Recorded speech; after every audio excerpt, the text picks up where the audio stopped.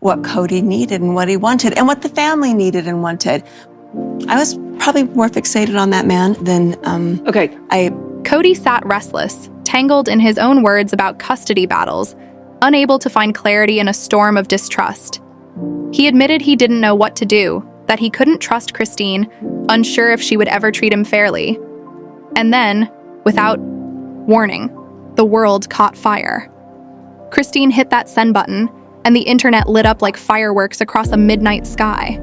A single post, just one blurry snapshot from what she swore was an accidental leak, sparked chaos that spread like wildfire. The grainy image of her manuscript was hard to make out, but one thing stood out crystal clear: the bold phrase, $100,000 in back support. That one line was enough to send jaws crashing onto tables across America. Within minutes, whispers turned to shouts as reports claimed Kody was stomping through Phoenix Airport, his phone clutched so tightly his knuckles turned white. Witnesses said he barked at anyone who dared make eye contact, muttering obsessively about controlling the narrative, refreshing his social feeds like each notification was another knife plunging into his chest. To those watching, it was more than anger. It was fear, panic, and desperation all rolled into one. Insiders claimed the shocking leak came straight from Chapter 7 of Christine's upcoming memoir, the very chapter where she revealed that Kody once threatened to take every cent she earned if she dared drag him into a courtroom. That chilling warning now sat alongside the leaked $100,000 figure, transforming into undeniable foreshadowing of the financial storm that followed. Fans immediately tied the number to the sealed Utah child support order that had quietly dropped just weeks earlier. Christine deleted the post within half an hour, blaming publisher rules, but by then it was too late. Screenshots spread like wildfire, and the speculation only intensified. The reactions were explosive. Christine's supporters celebrated, calling it poetic justice, a long overdue moment of truth. Kody's loyalists, on the other hand, screamed, "Foul play," accusing Christine of breaking confidentiality agreements. Legal analysts were already debating on late-night panels whether the leak could trigger sanctions if a gag order was in place. Yet behind the cameras, producers reportedly smirked, calling it free marketing gold for Christine's memoir. Meanwhile, social media detectives dug deep, pulling up old episodes where Kody bragged about buying his kids' cars, as if those gestures erased the weight of financial obligations. Fans asked, if one grainy photo caused this much chaos, what kind of explosion would follow once Christine read the entire chapter aloud in her audiobook recording? The storm was only beginning. Less than 24 hours after the accidental leak, Christine resurfaced. Not online this time, but in a recording studio. She sat in front of a microphone, headphones snug, the manuscript spread out before her like sacred scripture. A technician whispered that every so often she gripped the pages tighter, took a breath, and said, "This next part might break the internet." Her publisher insisted Christine narrate her own audiobook so that listeners could feel her voice tremble with the raw emotion of lived experience. For 8-hour blocks, 5 days in a row, Christine poured her truth into the microphone, racing against the deadline to meet the September 2nd, 2025 release date. And while Christine recorded, her leak worked like gasoline on a fire. Pre-orders skyrocketed overnight. Barnes & Noble allegedly ordered a second print run before sunrise, knowing the stakes had ballooned beyond anything the publishers anticipated. Kody's panic was not just about money anymore. It was about control, reputation, and the secrets still buried in Christine's manuscript.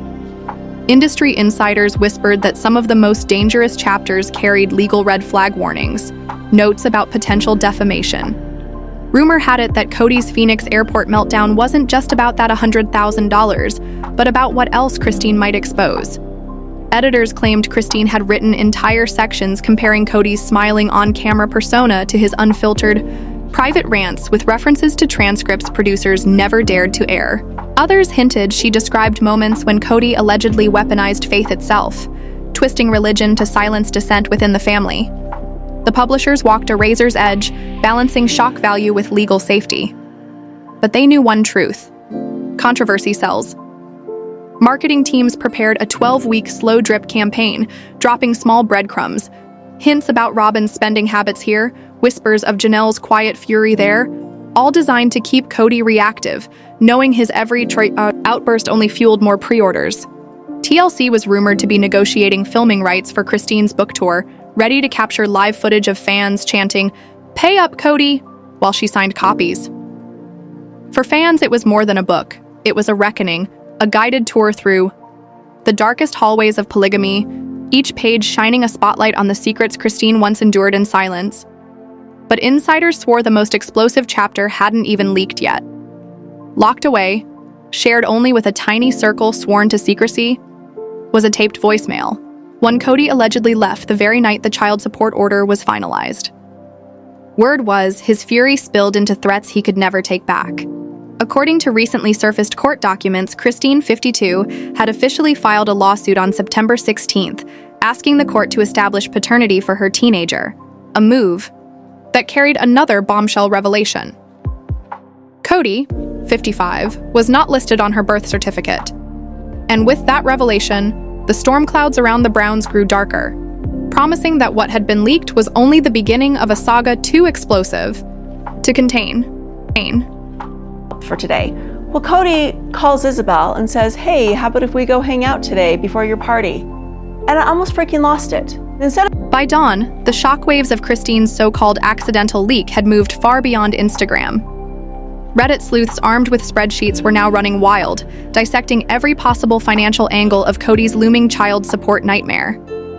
They pulled fee schedules, dug into Utah's child support guidelines, and replayed every smug moment on television where Kody bragged about buying cars for his kids. Then came the math. Using the state's formula, factoring in income, parenting, credits, and medical offsets, fans began estimating that Christine's share could easily hit $100,000 once 3 years of retroactive arrears stacked on top.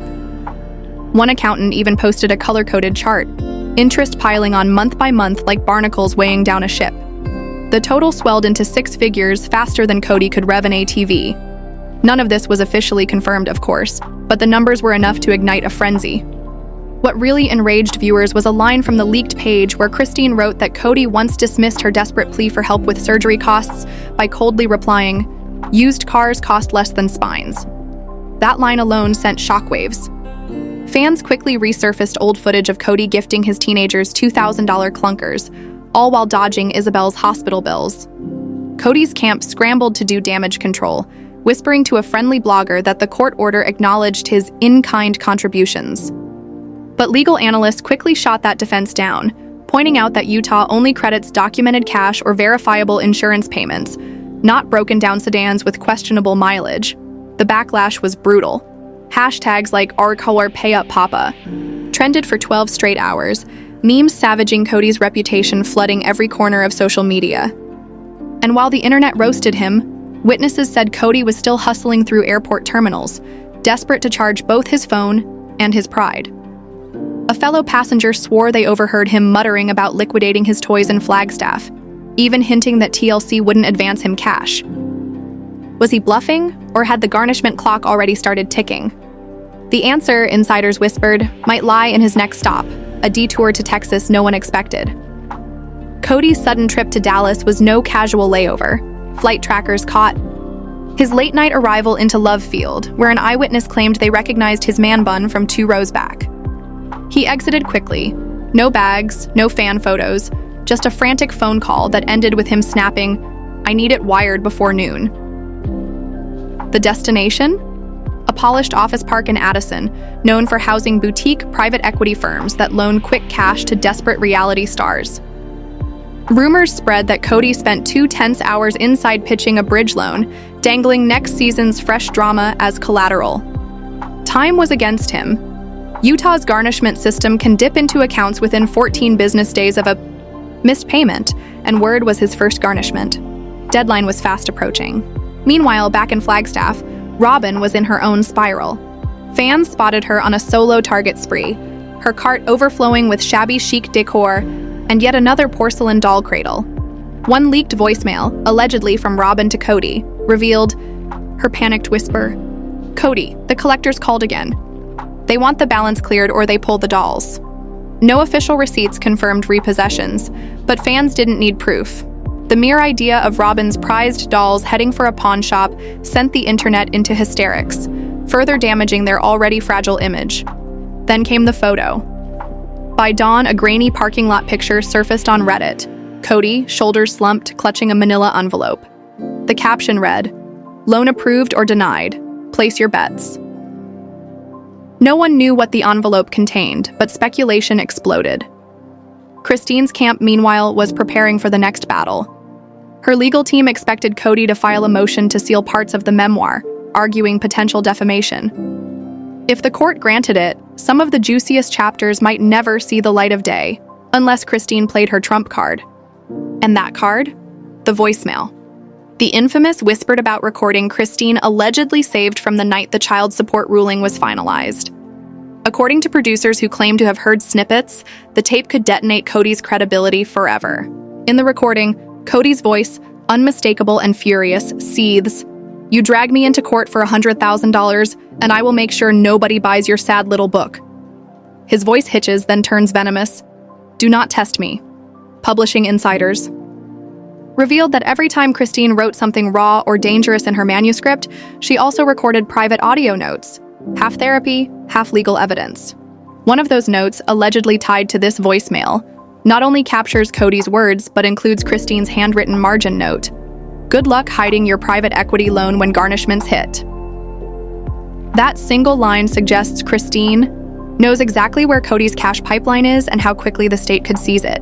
Insiders believe this threat alone could force Kody to quietly settle.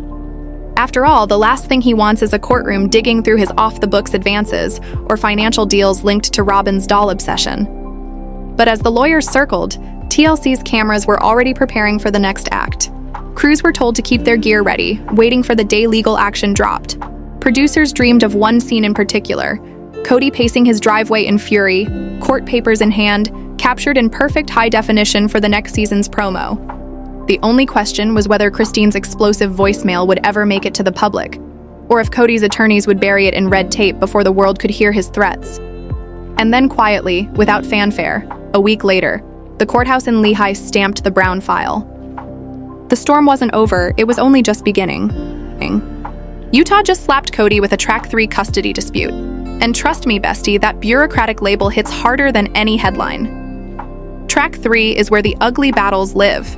High conflict, allegations of emotional abuse, financial stonewalling, and the kind of oversight that means the state's eyes never leave you. According to whispers from the clerk's desk, the new order forces both Kody and Christine into a mandatory parenting skills course, plus a 4-hour divorce finance workshop. Yes, the exact same curriculum Kevin Franco once had to endure after his support scandal. Translation? Mr. No judge tells me how to parent now has to sit through PowerPoints on co-parenting empathy, while an instructor slowly, painfully explains how wage garnishments work. And speaking of garnishments, Utah's Office of Recovery Services does not play around. The moment a payer misses 2 deposits, the state can grab funds directly from paychecks, savings accounts, even investment dividends. Analysts say television talent fees are absolutely fair game, meaning TLC could be forced to send part of Kody's paycheck straight to Christine before he ever touches it. If he still falls behind, liens can slam onto property, including that oversized Flagstaff mansion with the giant mortgage. One bankruptcy attorney warned that under Utah law, past due support balloons with interest, 2% above prime. So a missed $10,000 payment could snowball faster than Kody's ego rolling down Coyote Pass. Insiders say Kody tried to argue that decades of raising a large family made the parenting class unnecessary. The judge's alleged response? Sliding, across a brochure titled "For Fathers Who Feel Unfairly Targeted." Meanwhile, Christine breezed through her first session, even joking she could teach the course in her sleep. Staffers claimed her confidence rattled Kody more than the syllabus itself. He walked out clutching the workbook like it was primed to explode. And explode it might, because word is the very first garnishment notice will arrive by certified mail, with not only a payment schedule but also a lien threat if he dares miss the first draw. And if that paperwork rattled him, the family group chat detonated. Sources claim that when the news of the parenting mandate dropped, Janelle fired off champagne glass emojis followed by, "Guess you'll be learning what diapers really cost." Within minutes, Mary chimed in, ever the cautious one, not quite celebratory. "Let's be kind." Janelle wasn't having it. She snapped back with a screenshot of the lien notice and the caption, "Kindness is making him pay his share." Christine stayed quiet in the group, but insiders swear she privately messaged Janelle, reminding her, "Let's focus on the kids. Truly's beaming today." And she was. David reportedly took Truly and Gwendolyn for celebratory milkshakes, telling them, "This isn't about money, it's about fairness." That blurry cafe photo leaked online within hours, instantly crowning David Stepdad of the Year. The emotional punch hit hardest with Isabel.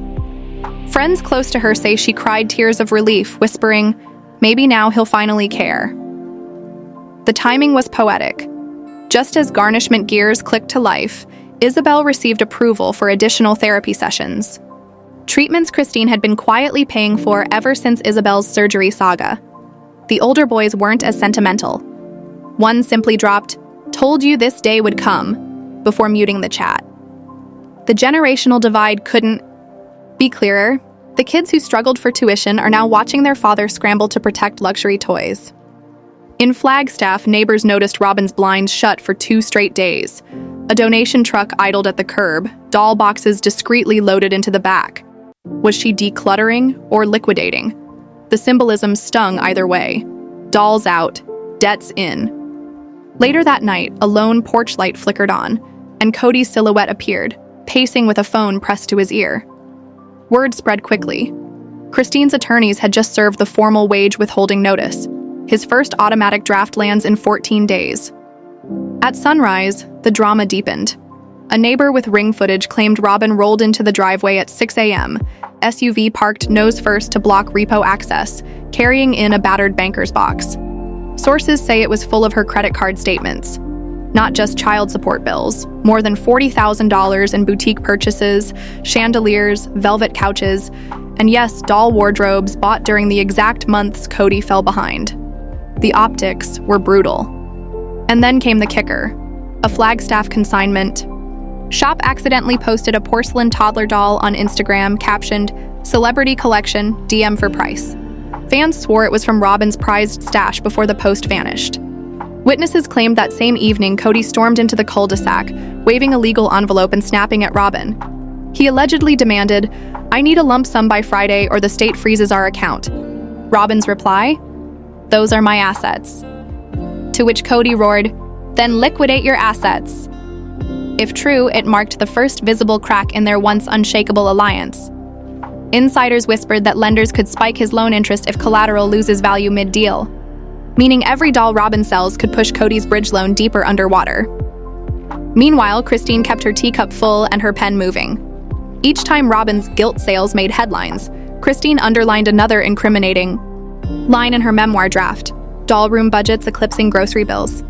TLC smelled blood in the water. Insiders revealed that network execs convened an emergency Zoom titled Operation Memoir Fallout. Their marketing plan?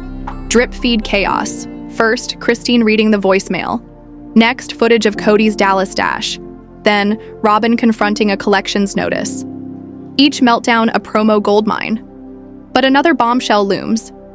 A major morning show has booked Christine for August, promising live excerpts no one has seen, including passages Kody's lawyers haven't even reviewed. His team is scrambling for a breach clause, terrified she'll unload damning claims on live TV. Meanwhile, Mary teased a live stream titled, "Speaking My Truth." Insiders say she plans to accuse Christine of reveling in bitterness, sure to split fan opinions and fuel algorithmic flame wars. Every member of the Brown family seems to be weaponizing their platform, turning this saga into a choose-your-fighter spinoff. And through it all, the clock ticks. Insiders confirmed the wage withholding order activates at midnight on July 1st. No grace period, no appeals. If Kody's loan funds don't clear in time, the state dings his account automatically, with liens popping into public record within 48 hours, just in time for July 4th barbecues. Fresh fireworks courtesy of the Browns. Add Christine's live TV debut, Mary's grievance stream, and Robin's doll liquidation, and you have a perfect storm: a $100,000 debt, a memoir-fueled media blitz, and a family splintering in real time. As one reality analyst summed it up, this isn't a season arc, it's a slow-motion implosion. But bestie, Here's the thing about implosions. They leave shockwaves.